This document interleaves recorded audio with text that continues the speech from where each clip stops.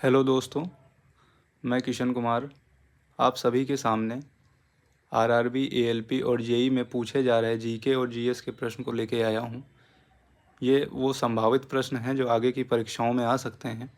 जैसे कि पहला प्रश्न हमारा यहाँ पे आप देख सकते हैं, साइक्लोन 2025 थर्ड एडिशन, जो कि हमारा 10 फरवरी से लेके 2025 से 23 फरवरी 2025 के बीच में हुआ था।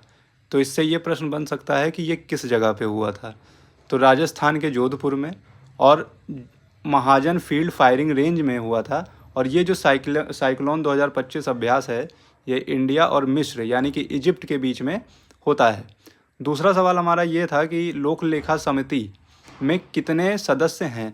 तो लोक लेखा समिति में हमारे कुल 22 सदस्य होते हैं, जिसमें से राज्यसभा में 7 और लोकसभा में 15 सदस्य होते हैं।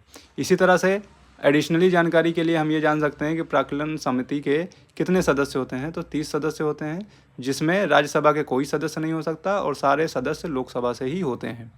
और इन दोनों समिति का कार्यकाल 1 वर्ष होता है और इसमें कोई भी कैबिनेट मंत्री को सदस्य नहीं बनाया जाता। दूसरा सवाल हमारा जो है वो साइंस से रिलेटेड है, जैसे कि एंटा एसिड। एंटा एसिड क्या होता है? तो एंटा एसिड जैसे कि मैग्नीशियम हाइड्रोक्साइड, NaHCO3 और CaCO3, इनका फॉर्मूला ये दिया हुआ है और साथ में इनका नाम बेकिंग सोडा इसे बोलते हैं NaHCO3 को। CaCO3 को कैल्शियम कार्बोनेट बोलते हैं। मैग्नीशियम हाइड्रोक्साइड यानी कि MgOH होल ट्वाइस यानी कि मिल्क ऑफ मैग्नीशिया इसे बोलते हैं। ये तीनों ही बेस के रूप में काम करते हैं और एसिड को ख़त्म करने के लिए इस्तेमाल किए जाते हैं।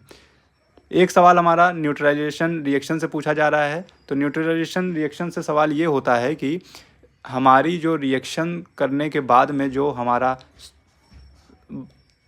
प्रोडक्ट बनता है वो वाटर और सॉल्ट बनता है।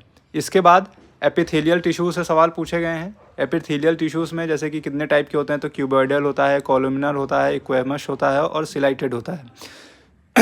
क्यूबॉइडल में किडनी और लार ग्रंथियों में पाए जाते हैं और कॉलुमिनर ये छोटी आंत में पाए जाते हैं। स्क्वैमस टिश्यूज चपटी होती हैं, पतली होती हैं और स्किन में पाई जाती हैं। सिलिएटेड टिश्यूज जो होती हैं ये श्वास नली और फैलोपियन ट्यूब में पाई जाती हैं।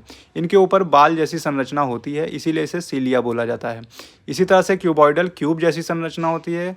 कॉलुमिनर में कॉलम जैसी संरचना होती है, जैसा कि नाम से ही पता चल रहा है। इसके बाद हमारा एक सवाल ये पूछा गया है कि ब्लड और लिम्फ ये किस तरीके के टिश्यूज़ हैं। तो ये फ्लूइड कनेक्टिव टिश्यूज़ हैं। लिगामेंट हड्डी को हड्डी से जोड़ता है। टेंडन मसल्स को हड्डी से जोड़ता है। पौधों में